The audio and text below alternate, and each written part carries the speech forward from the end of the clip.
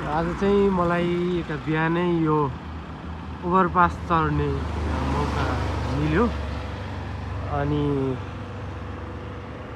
यहाँ लेखिएको रहेछ सम्माननीय प्रधानमन्त्री श्री केपी शर्मा ओलीज्यूबाट उद्घाटन गरियो भनेर छ। उद्घाटन हेर्दै जाँदा के देख्यो भने यो फ्लाइओभरमा भएको पिच पनि खाल्टाखुल्टी छ, कति ठाउँमा राम्ररी गरिएकै छैन, माटो थुपारिएको छ।